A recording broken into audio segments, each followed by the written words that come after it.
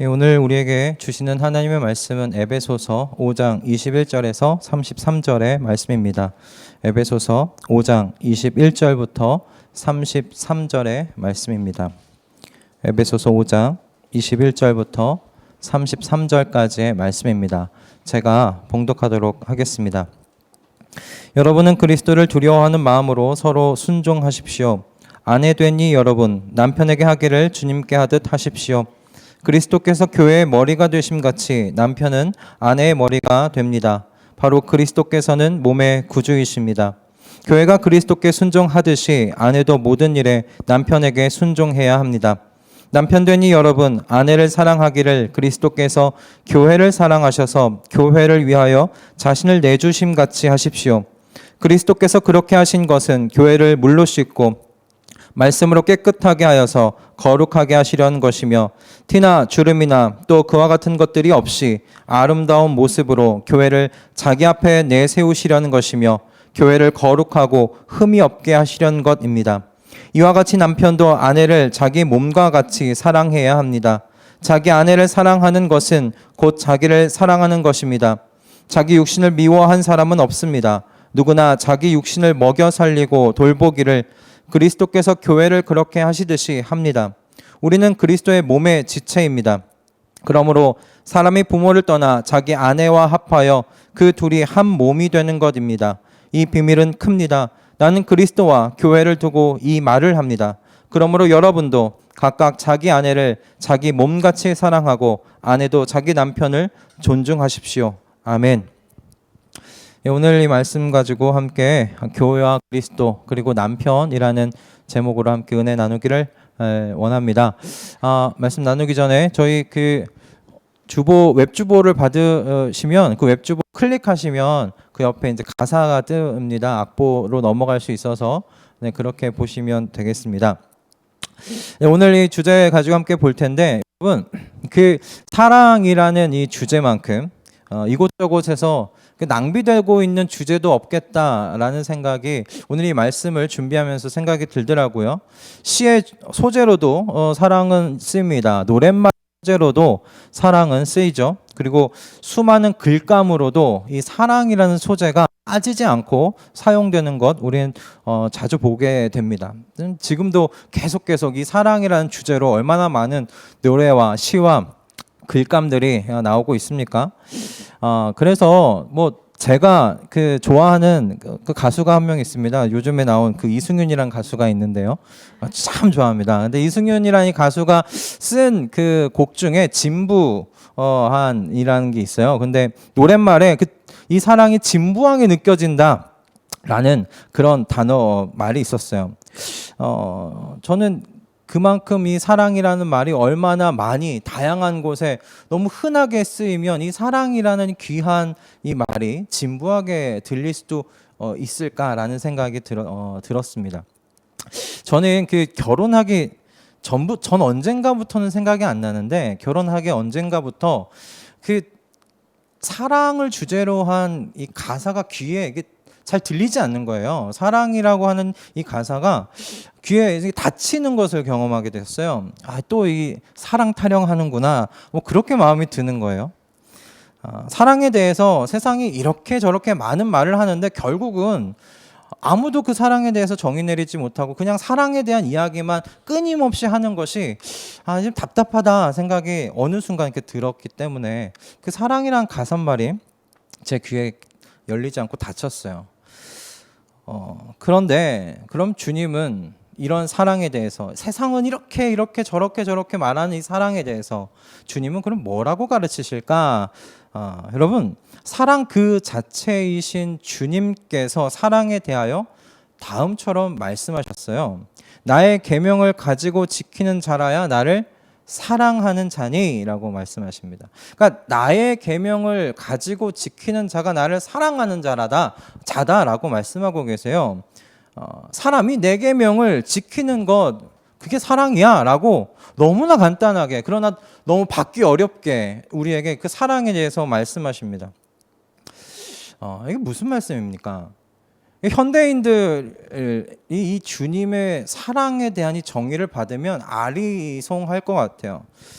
이게 무슨 의미인가? 이게 무슨 말인가 싶을 거예요. 왜냐하면 제가 생각하기에 현대인들에게 사랑은 그냥 관념 같은 거예요. 형이상학적인 것 같고 그냥 감정적인 것이 사랑이에요. 그냥 손에 보이지 않고 만져지지 않고 그런 것들이 지금 사랑인 거예요. 그냥 필인 거죠. 그러나 주님께서 사랑에 대해서 지금 여기서 그렇게 말씀하고 계시지 않으세요. 주님은 사랑은 관념적인 거 아니야. 관념적인 거 아니야. 사랑은 보이지 않는 감정도 아니야. 그냥 필이 아니야. 사랑은 증명되는 거야. 사랑은 보여지는 거야. 라고 지금 가르치고 계시는 거예요. 여러분, 기독교인들에게 사랑장 하면 떠오르는 말씀장이 있죠. 사랑장, 고린도전서 13장. 감사해요. 말씀해 주셔서. 교회 생활을 오래 하면 이거 다 아는 거예요. 사랑장 하면 고린도전서 13장. 여러분, 그 13장에서 그런데 주님이 가르친 사랑이 도대체 뭡니까? 한마디로 정의 내리실 수 있겠습니까? 그러니까 사도 바울도 이 사랑에 대해서 13장에서 말씀하면서 굉장히 많은 다양한 것을 이야기를 하고 있어요. 그런데 사랑에 대해서 이야기하면서 분명하게 이야기하는 건 사랑은 모든 것을 완성해주는 열쇠라고 이야기를 하고 있습니다. 사람이 모든 지혜로운 말을 할지라도 그리고 천사와 같은 영적인 말을 할 수 있을지라도 사도 바울이 이야기하는 건 사랑이 없으면 그거 아무것도 아니다. 소리만 시끄러운 꽹과리와 같다라고 이야기를 하고 있어요. 그리고 모든 사람들이 가지기를 너무나 원하는 수많은 신령한 은사를 가지고 있다 하더라도 산을 옮길 만한 믿음이 있다고 하더라도 사랑이 없으면 아무것도 아니라고 이야기를 하고 있어요. 즉 사도 바울이 이야기하는 건 사랑, 이걸 보면 뭔가 절대반지 같은 느낌 들지 않으세요? 모든 걸 완성시켜주는 그 마지막 열쇠 같은 느낌이에요. 사도 바울이 그 사랑에 대해서 어떻게 이야기합니까? 사랑은 오래 참고 친절하다고 이야기해요. 사랑은 시기하지 않고 뽐내지 않고 교만하지 않다고 이야기를 합니다. 사랑은 무례하지 않고 자기 유익을 구하지 않는 것이라고 이야기를 하고 성내지 않으며 원한 품지 않는 게 사랑이라고 이야기를 하고 있어요. 그래서 사랑은 모든 것을 덮어주고 모든 것을 믿으며 모든 것을 바라며 모든 것을 견디느니라 라고 사랑에 대해서 고린도전서 13장에서 이야기를 하고 있습니다. 이 절대반지와 같은 사랑에 대해서 사도 바울이 참 많은 걸 이야기를 하고 있어요. 그러나 여러분, 사도 바울을 통해서 하나님께서 말씀하시는 이 사랑은 지금 주님께서 내 계명을 지키는 자라야 나를 사랑하는 자라고 말씀하신 것과 여러분 일맥상통하는 이야기입니다. 통하는 이야기예요. 여러분 여기서 사랑에 대해서 말씀할 때 이 사랑 하나하나가 다 눈에 보이는 것들입니다.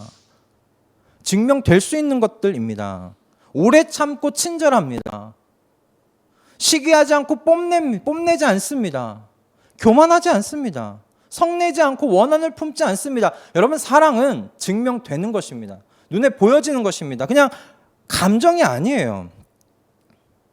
즉 사도 바울이 고린도전서 13장을 통해서 사랑은 실천되는 거라고 이야기를 하고 있는 거예요. 실천되지 않는 사랑은 사랑이 아니라고 이야기를 하고 있는 거예요. 그렇게 강조하고 있는 겁니다. 여러분 제가 왜 이 서두에서 이렇게 사랑에 대해서 이렇게 목청껏 얘기를 하고 있을까요? 왜 사랑에 대해서 이렇게 이야기를 하고 있을까? 지난주에 우리가 아내들에게 말씀이 무엇이라고 이야기하는지 함께 나누지 않았습니까? 거기서 아내들에 대한 이 주제는 순종이었어요. 그냥 순종에 대한 이야기였어요. 복종에 대한 이야기였습니다. 그런데 오늘 남편들에게 지금 이야기하고 있는 굉장히 중심적인 주제가 무엇이냐면 사랑입니다. 사랑이에요. 사랑. 25절의 말씀입니다. 남편되니 여러분 아내를 사랑하기를 그리스도께서 교회를 사랑하셔서 교회를 위하여 자기를 내주심같이 하십시오. 남편들에게 지금 요구되고 있는 것은 아내들을 향한 사랑이라고 이야기를 하고 있어요. 교회의 머리 되신 주님께서 무엇을 먼저 하셨다고요? 자기를 내어주셨다라고 이야기를 하고 있어요. 근데 자기를 내어주신 이유가 그리스도께서 교회를 뭐 하기 때문에요?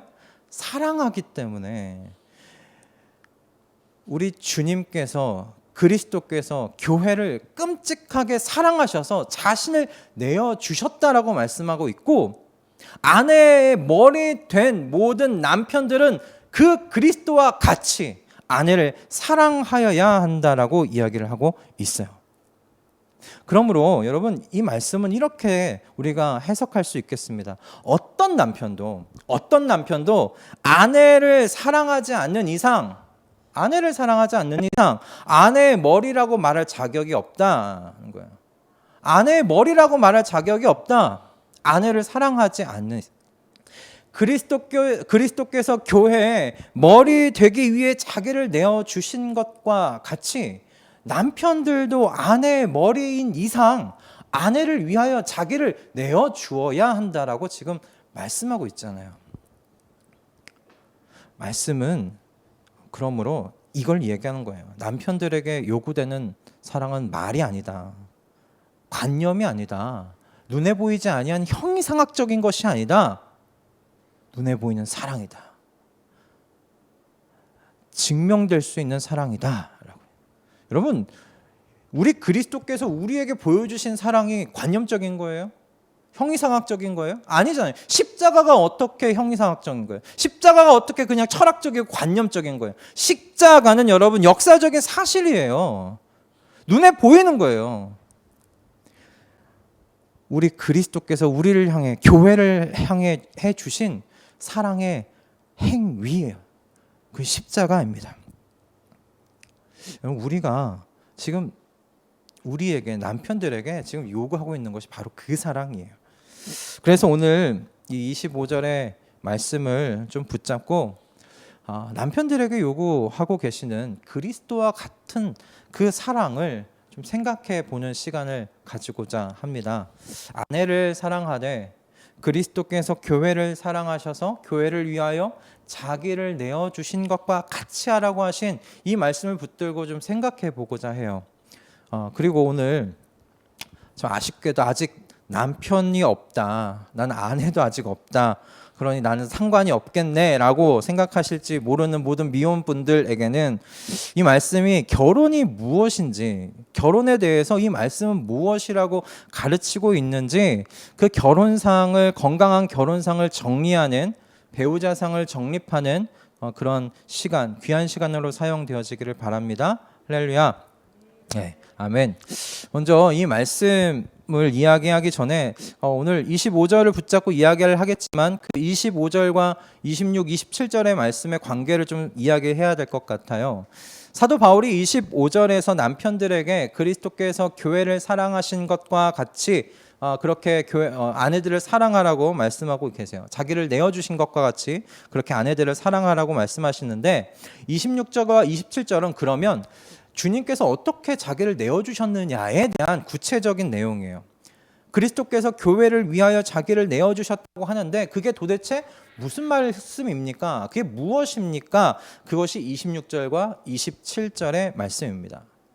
교회를 위해 자기를 내어주셨던 그 말씀을 좀 더 구체화해서 설명해주고 있는 것이 26절, 27절이에요. 그래서 26절과 27절 이 말씀을 붙잡고 남편들이 실천해야 할, 아내들에게 실천해야 할 사랑의 자세에 대해서 함께 두 가지로 생각해 보기를 원하고, 이 말씀을 가지고 주님께서 그리고 그리스도인들을 향해 건강한 그런 결혼관이 무엇인지, 배우자상이 무엇인지를 함께 생각해 보고자 합니다. 26절의 말씀을 근거로 생각해 봤을 때 남편들에게 요구하는 아내를 향한 자세, 아내를 향한 남편들의 자세는 뭐냐면, 여러분이라고 해봐야 저랑 저기 박중준 목사님밖에 없는데 여러분 기억하셔야 할 게 뭐냐면 배우자가 특별한 사랑을 받고 있다고 여길 수 있도록 사랑하라는 거예요. 배우자가 나는 특별한 사랑을 받고 있는 존재라고 알 수 있도록 사랑하라는 말씀입니다. 여러분 26절에서 그리스도께서 교회를 위하여 자기를 내어주신 목적이 무엇이라고 말씀하고 있어요?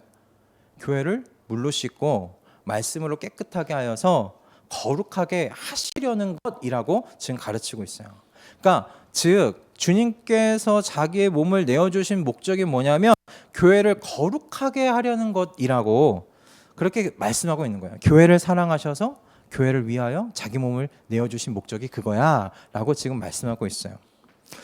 여러분, 제가 다시 말씀드리지만 여러분, 교회는 예배당이 아니에요.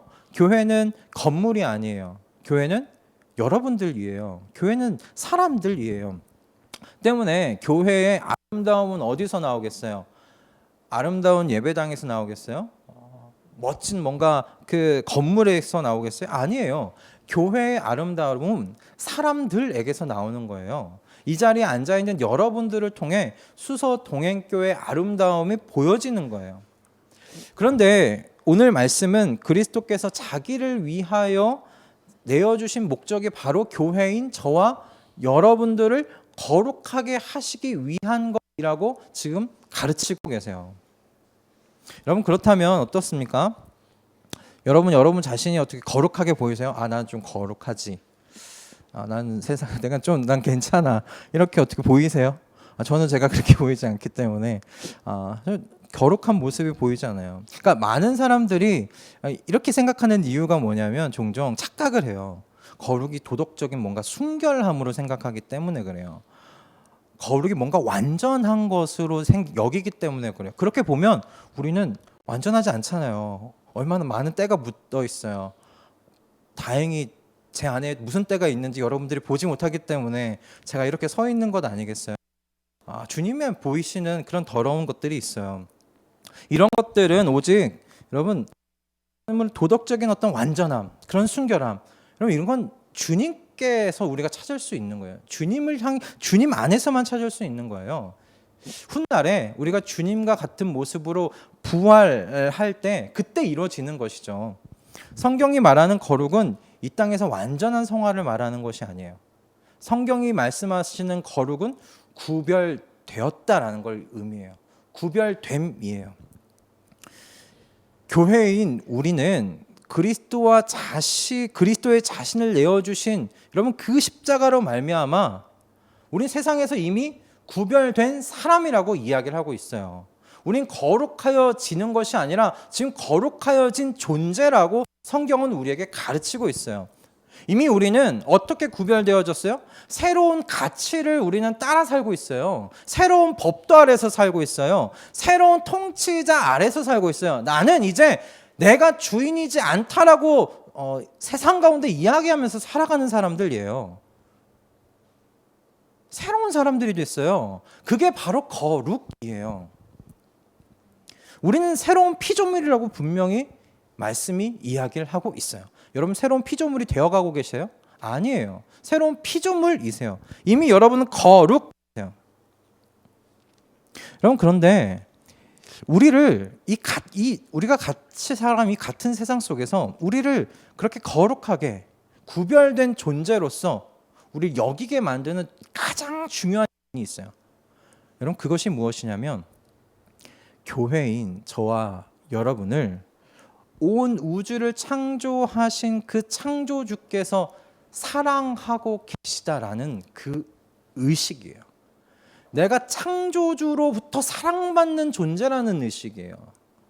그게 저와 여러분을 세상 속에서 구별시켜주는 거예요. 내 정체성이 어디서 나타나요? 내가 창조주로부터 특별하게 사랑받는 존재라고 느껴지기 때문에 그래요. 그걸 우리가 믿잖아요. 여러분께서 각자가 마음 가운데 나는 하나님으로부터 특별하게 사랑받고 있는 것 같지 않아라고 그런 마음이 들 때 우리의 믿음은 흔들릴 수밖에 없어요. 내 정체성은 어디서 뿌리를 두고 시작하냐면 그 창조주께서 세상을 창조하신 그 창조주께서 나를 너무나 지극히 사랑하셔서 나를 위해 십자가에 달려 죽으셨다는 그 믿음에서 시작하는 그 사랑에 대한 믿음에서 시작해요. 내가 그 특별한 사랑을 받고 있다는 것에서 시작해요. 자기를 내어주셨다는 것은 그것을 담고 있어요. 그 진리를 담고 있어요. 여러분 우리가 그 특별한 사랑을 받고 있다는 의식이 있기 때문에 끊임없이 우리가 새 옷을 입으면서 나아갈 수 있는 것 아닙니까? 그 의식 속에 있기 때문에 끊임없이 새로운 법도 아래에서 살아가기를 복종하며 그 법도에 순종하면서 우리가 걸어가고 있는 것 아니겠습니까? 교회가 이 그리스도로부터 특별한 사랑을 받고 있다는 것이 주님께서 우리를 위해 자기를 내어주셨다는 이 진리 안에 여러분 담겨 있어요. 그리고 모든 구별됨이 여기서부터 시작해요. 그러므로 여러분 남편들에게 요구되는 것이 바로 이 지점이에요. 여러분 아내들이 세상 어디에서도 받을 수 없는 특별한 사랑을 내가 받고 있는 존재라는 걸 남편들로부터 그걸 경험해야 돼요. 남편의 사랑으로부터 그걸 경험해요. 그 사랑을 실천하라고 지금 남편을 아내 머리로 둔 거예요. 교회의 머리신 예수 그리스도께서 우리를 그렇게 특별하게 사랑하고 계시잖아요. 우리 한 명 한 명이 나는 우리 그리스도로부터 주님으로부터 난 특별한 사랑을 받고 있어라고 다들 느끼시잖아요. 남편 된 이 여러분들에게 이 사도 바울이 이야기하는 거예요. 아내는 남편에게서 내가 특별하게 사랑받고 있음을 경험해야 된다. 그 사랑을 누려야 된다. 그러면 남편들은 그 사랑을 누리게 해야 한다라고 가르치고 있어요. 이 말씀이 이렇게 보이고 그렇게 들리면서 제가 부담이 됐을까요? 안 됐을까요? 부담이 엄청 됐어요. 이 말씀이 너무 부담됐어요. 아, 나는 그렇게 지내왔나? 아내한테 물어보기 겁났어요. 사실은 아니라고 얘기하면 그 부담은 되지만 근데 이 말씀이 전 타당하다라는 생각을 뿌리칠 수는 없었어요. 아내가 세상에서도 경험할 수 있는, 얻을 수 있는 그런 사랑을 남편에게서 받는다면 이런 생각 당연히 들 것 같아요. 왜 굳이 이 사람하고 살아야 하지? 라는 생각이 들 것 같아요. 왜 굳이 나와 이렇게 성격도 안 맞고 나와 여러 가지로 맞지 않는 이 사람하고 지지고 볶으면서 왜 이 사람과 같이 살아야 하지? 왜 이 사람이어야 하는가? 라는 이 질문으로부터 이 아내 되는 여러분들이 이 질문이 떠나가지 않을 것 같다는 생각이 들었어요. 그런 의미에서 사도 바울이 그리스도와 교회의 관계 속에서 남편이 아내에 대한 사랑이 어떠해야 하는지 이렇게 말하는 게 타당하다라는 생각이 들었어요. 교회로서 제가 주님으로부터 경험한 사랑은 세상이 말하지 않은 사랑이었어요. 세상은 제가 떨어진 절망의 그 나라까지 같이 따라오지 않았어요. 멀찌감치 떨어져서 응원만 했지 그곳까지 같이 따라오지 않았어요. 그러나 주님께서는 음부에까지 같이 따라오셨어요. 그것이 주님께서 내게 보여주신 사랑이셨죠. 주님은 영광의 자리를 그 박차고 교회인 우리가 있는 이 더럽고 추악함이 가득한 이 세상 가운데 오셨어요. 주님께서 교회인 우리를 거룩하게 하시기 위해 십자가에 달려 죽으셨어요. 할렐루야. 남편들은 그리스도와 같이 이 결혼 관계 안에서 남편들은 아내들에게 이 그리스도의 사랑을 경험할 수 있도록 공급해 줘야 합니다. 지금 그 말씀을 가르치고 있어요. 그런데 제가 성격이 좀 좋지가 않아요. 이 말씀을 보면서 생각이 갑자기 꼬이더라고요. 주님, 이건 왜 꼭 남편들에게만 하셔야 됩니까? 라는 질문이 드는 거예요. 이건 꼭 남편들에게만 해당하는 질문은 아니잖아요. 주님, 이 결혼 관계에 있는데 우리가 서로 한 몸이라고 이야기를 하고 있다면 당연히 저도 아내로부터 구별된 사랑을 받아야 되지 않겠습니까? 왜 꼭 이 남편들이라고 해서 이 말씀을 특별히 남편들에게 주시는 말씀으로 기록하고 있습니까? 제가 절망의 나락에 있을 때 아내도 같이 따라와야 되는 것 아닙니까? 같이 내려와야 하는 것 아닙니까? 왜 이 요구를 저의 남편에게만 하십니까? 라는 그 꼬인 마음에서 비롯된 질문이 나오더라고요. 주님께서 뭐라고 하셨을까요? 아무런 말씀도 못 들었습니다. 그런데 제 마음에 그냥 여태까지 제가 가정 안에서 해왔던 저의 행동이 이렇게 쓱 지나가더라고요. 쓱 지나가더라고요. 그러면서 그냥 남편에게 해야 할 말씀이 맞네 라는 생각이 들었어요. 남편들에게 아내가 이 주님 다음이 되지 않을 때가 더 많더라고요. 더 많더라고요. 되게 안 그런 남편들도 있지만 되게 남편들이 이게 성취지향적이에요. 이게 일중심적이에요. 뭔가 이 한 가지 고지를 점령하기 위해서 이렇게 몰두하게 될 때가 굉장히 많아요. 그리고 남편들이 대부분 자기만의 어떤 공간과 세계를 가지고자 하는 것이 너무나 뚜렷하게 있습니다. 저도 그러고 제 안에서 그걸 봤거든요. 그러면서 아내가 그것들보다 뒤로 밀릴 때가 많구나 라는 생각했어요. 주님은 제일 순위, 이건 어쩔 수 없는, 이거는 바뀔 수 없는 거야. 근데 이 순위가 아내가 되지 않을 때가 많은 거예요. 내가 지금 성취해야 되는 것들, 내가 이루어야 하는 것들, 그리고 내가 욕심내는 나만의 세계 뭔가를 갖고자 하는 그런 것들, 그것이 자꾸 이 순위에 계속 들어오는 거예요. 그러면서 하나님께서 이렇게 저에게 설득해 주시는 것 같았어요. 음성이 듣지는 않았지만 그러니까 남자들이 노력해야 되는구나. 노력하지 않으면 아내들을 외롭게 만들 수 있는 여지가 많구나라는 생각하게 됐어요. 내가 아내를 외롭게 만든 적이 많았구나라는 그런 고백을, 이 말씀을 묵상하면서 하나님께서 하시게끔 하셨어요. 여러분, 그러므로 그리스도인 남편들이 이 성경이 말하는 남편의 기능을 다 하려면 그리스도와 이 교회의 관계를 깊이 묵상해야겠더라고요. 그리스도와 이 교회의 이 관계를 이해하고 파악하고 있어야 되겠더라. 그리고 그것을 실천해 보려고 수시로 적용하고 노력해야 되겠더라고요. 그래서 이 말씀을 남편들에게 이야기할 때 기록해 놓으셨구나라는 생각해 보게 되었습니다. 우리 모두가 남편으로서, 둘밖에 없지만 남편으로서 잘 준비하며 정말 아내가 세상에서 경험하지 못하는 그 사랑을 공급해 줄 수 있는, 경험케 해주는 그런 마음 가질 수 있도록 기도하면서 그리스도와 교회의 관계를 파악해야 하겠습니다. 여러분, 그리고 이 이야기가 비단 남편들에게 해당하는 이야기는 아니에요. 결혼 관계에 대한 이야기이기도 해요. 여러분, 결혼 관계는 특별한 사랑을 경험하는 관계예요. 특별한 사랑을 경험하는 관계, 경험케 하고 경험하는 그런 관계예요.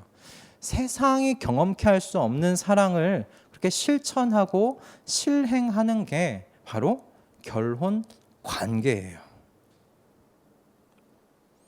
그냥 소꿉장난하는 게 아니에요. 결혼은 그냥 같이 한 이불 덮고 자게 되는 그런 결혼 관계가 아니에요. 에덴 동산에서 아담에게 필요했던 것은 성적인 파트너가 아니었어요. 아담에게 필요했던 건 동반자예요. 동반자. 뼈 중에 뼈요, 살 중에 살이라고 이렇게 말할 수 있는 동반자였어요. 여러분, 결혼을 준비하는 모든 이들이 결혼이 어떤 것인지 특별한 사랑을 경험하는 그런 관계라는 사실을 잊지 않으실 수 있기를 바랍니다. 할렐루야. 27절의 이 말씀을 근거로 우리 마지막으로 남편들에게 요구되는 아내를 향한 자세가 뭔지 함께 나누고자 하는데, 여러분, 아내를 완성된 조각이라고 여기지 말라는 것이 27절의 말씀입니다. 아내를 완성된 어떤 형으로 생각하지 말라는 거예요. 27절의 말씀을 보면 그리스도께서 교회를 위하여 자기를 내어주신 목적이 무엇이라고 말씀하고 있습니까? 티나 주름이나 또 그와 같은 것들이 없이 아름다운 모습으로 교회를 자기 앞에 내세우시려는 것이며 교회를 거룩하고 흠이 없게 하시려는 것입니다 라고 27절에 기록되어 있어요. 여러분, 이 말씀을 반대 관점에서 한번 살펴보실 수 있길 바라요. 그리스도께서 교회를 위하여 자기를 내어주실 때, 즉 사랑을 주실 때 교회인 저와 여러분이 사랑을 받을 만한 모습이었습니까? 아닙니다. 어떤 모습이었겠어요? 티나 주름이나 그와 같은 것들이 있었던 상태였겠죠. 그러니까 아름답지 않은 상태였어요. 아름답지 않은 상태였어요. 그러니까 아름다운 모습과 거리가 있었던 사람들이었어요. 스탠리 하우어바스라는 분이 다음과 같은 말씀을 하셨는데, 이게 곱씹어 볼 말씀이다 싶어서 제가 좀 읽어드리고자 합니다. 우리는 절대로 결혼 상대를 속속들이 알 수 없다. 그렇다고 생각할 뿐이다. 처음엔 자신의 판단이 확실하다고 믿을지 모르지만 그 마음이 변하는 데까지 오랜 시간이 걸리지 않는다. 세상 만사 대부분 그렇듯 결혼도 일단 시작하고 나면 더 이상 전에 알던 그 사람이 아닌 법이다. 중요한 것은 더불어 살게 된 낯선 상대를 사랑하고 보살피는 법을 배우는 일이다. 결혼에 대해서 이야기를 하고 있어요. 결혼을 했는데 뭐라고 이야기합니까? 좀 살았어요. 살았는데 낯선 상대를 사랑하고 보살피는 것. 여러분, 우리는 늘 어쩌면 낯선 상대를 매일같이 보는 그 관계 속에 들어가 있는 줄 모르겠어요. 저는 이 하우어바스의 이 현실적인 지적을 좀 곱씹어 볼 필요가 있겠다는 생각을 하게 되었습니다. 결혼하기 전에 여러분, 많은 환상 속에서 시작하리라 생각하지만 대부분 요즘은 그렇지 않잖아요. 듣는 것들이 얼마나 많아요. 살면 그렇지 않다. 부정적인 이야기를 결혼하기 전에도 듣기도 해서 결혼에 대한 사실 뭔가 이 아름다운 판타지를 가진 채로 요즘 이렇게 시작하지는 않아요. 그러나 그럼에도 불구하고 실제로 결혼을 해보면 내가 다를 거라고 생각한 이상으로 다르더라고요. 힘들 거라고는 예상은 했지만 그 예상한 것을 뛰어넘으면서 너무 다르구나, 너무 다른 거구나 라는 생각을 해보게 됩니다. 그건 서로가 다 마찬가지일 거라는 생각이 들었어요. 일단 사실 그 휴일에 잠옷 차림으로 침대에서 내려오지 않는 그 배우자의 어떤 그 모습을 볼 때 더 이상 내가 예전에 알던 그 사람은 아니잖아요. 그죠? 네, 예전에 알던 그 사람은 화장도 이쁘게 하고 오고 이렇게 옷도 이쁘게 있는데 휴일에 이제 잠옷 차림으로 이제 침대에 있는 그 모습, 제 모습이에요. 저희 아내의 모습이 아니라 제 모습이에요. 결혼 관계 그런 것을 볼 때 여러분, 그 사람은 더 이상 예전에 알던 그 사람이 아니에요. 결혼 관계라는 것이 하우어바스의 말과 같이 낯선 상대를 사랑하고 보살피는 법을 배우는 것이 이게 결혼 관계다라는 것, 이게 곱씹어서 생각해 볼 말씀이라는 생각이 들었어요. 아내의 머리로서 남편들이 더더욱 그렇지 않을까라는 생각해 보게 됩니다. 추우신가요? 예. 네. 그래서 특별히 그 남편들이 가지고 있어야 하는 결혼관이 그래서 무엇이냐면 배우자를 거룩하게 하는 것임을 기억하라는 거예요. 거룩하게 해가는 것. 이게 사실 결혼 관계 전체에 있는 말씀인데, 결혼은 나 자신의 쾌락을 위해서 하는 거 아니에요. 결혼은 이 영적인 우정을 나누는 거예요. 영적인 우정을 나누는 거예요. 파트너예요. 그래서 같이 하나님을 점점 더 깊이 알고 함께 섬기고 사랑하고 닮아갈 수 있도록 온 마음을 다해서 돕는 것, 그게 이 결혼 관계인데, 남편들에게 이 말씀을 하는 것은 남편들이 이 역할을 주도적으로 하라는 것이죠. 주도적으로 이 관계를 주도해 나가야 한다는 것을 말씀하고 있는 거예요. 많은 그리스도인들의 부부들, 요즘 특별히 이제 자매들을 보면 요즘 정말 좋은 신앙 가진 이 남편감 찾기 얼마나 어려워요. 이 남자 찾기 너무 어렵잖아요. 그래서 이 교회만 다니면 이 같은 신앙을 가진 배우자와 결혼했다는 것만으로도 자축하고 기뻐하지 않습니까? 난 갔어 이제 이렇게 믿는 이 자를 만나서 결혼하게 됐어. 그런데 사도 바울이 가르치는 건 뭐냐면, 배우자감의 믿음, 그건 공통 관심사나 취미처럼 이게 잘 맞는 짝의 여러 조건들 중에 하나라는 거예요. 하나라는 거예요. 그리스도인들의 결혼에 꼬린해서 이제부터 시작되는 목적이 무엇이냐면 하나님께서 지으실 때 의도했던 바로 그 인간이 되도록 헌신하여 돕는 것이 결혼의 목적이라고 이야기를 하고 있어요. 함께 같이 사는 게 결혼의 목적이 아니라는 거예요. 결혼의 목적은 하나님께서 의도하셨던 그 인간의 모습을 회복해 나아가도록 서로 헌신하는 거예요. 서로 헌신하는 거예요. 그것이 결혼의 목적이에요. 그런데 남편이 이 일에 대하여 주도적으로 해 나아가라고 하심으로 이 말씀을 남편에게 둔 것입니다. 성경이 이 일을 하는 데 있어서 끊임없이 한 목소리를 내는 건 이거 절대 혼자 할 수 있는 일 아니라고 이야기를 하는 거예요. 그래서 교회로서 모으시고 그리고 결혼의 관계로 또 한번 묶으신 거예요. 그래서 결혼 관계는 여러분 연인이자 친구인 배우자와 함께 이 길을 같이 걸어가는 것이 결혼의 목적이고 결혼 관계입니다. 그러므로 남편들은 아내의 내가 생각하지 못했던 점들을 볼 때마다 마음에 가져야 되는 건 뭐냐면 완전하지 않았지를 기억해야 돼요. 완전한 사람이 아니었지. 함께 하나님께서 창조하셨던 바로 그 인간의 모습을 회복하는 동반자였지. 파트너였지. 내가 이 일에 헌신해야 하는 관계였지. 라고 이야기를 하는 거예요. 그 다른 모습에 상처받고 그 다른 모습에 분노하고 성낼 일이 아니에요.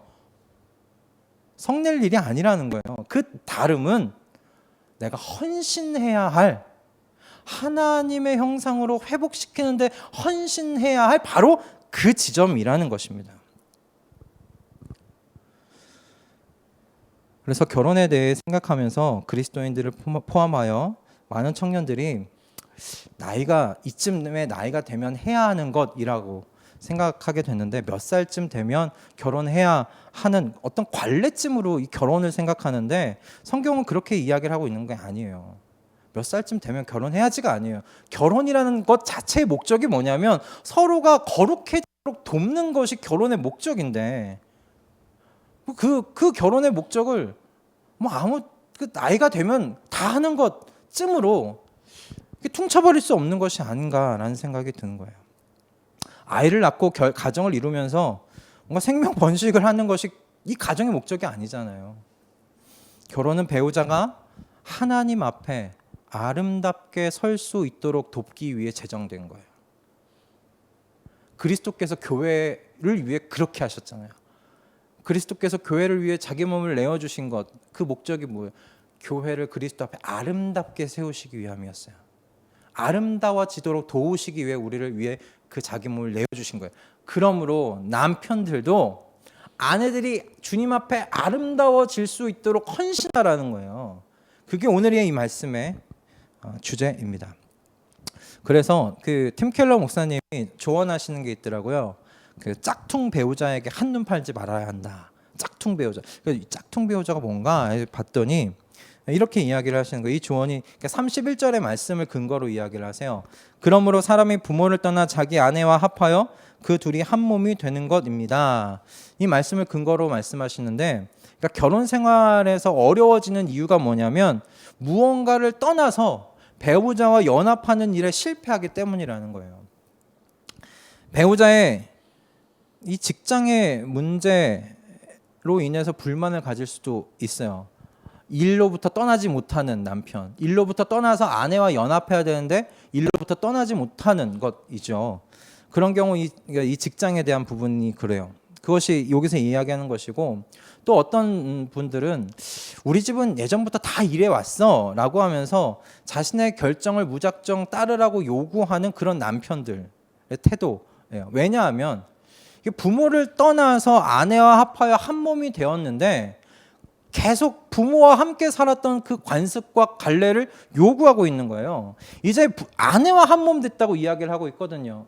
그렇다면 새로운 의사 결정의 이 모습을 갖춰야죠. 어떤 그런 순서와 실행의 방법을 아내와 이제 대화를 하면서 새롭게 정립해 나가야 되는데 아직도 부모와 살았을 때 그 어떤 모습들, 그런 법들, 법칙들, 규례들 그런 걸 가지고 와서 우리 과거에 이렇게 살아왔어 라고 요구하는 거예요. 그건 떠난 게 아니라는 거죠.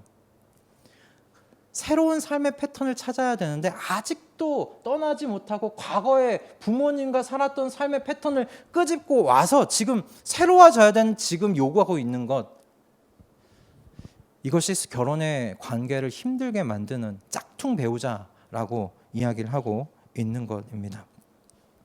그런 의미에서 사실 자녀가 부모님을 떠나 배우자와 연합을 이루는 것도 이게 중요하게 다루어져야 할 주제이긴 하지만 더불어 이 부모가 자녀를 떠나보내는 것도 좀 중요하게 다루어야 할 주제겠더라고요.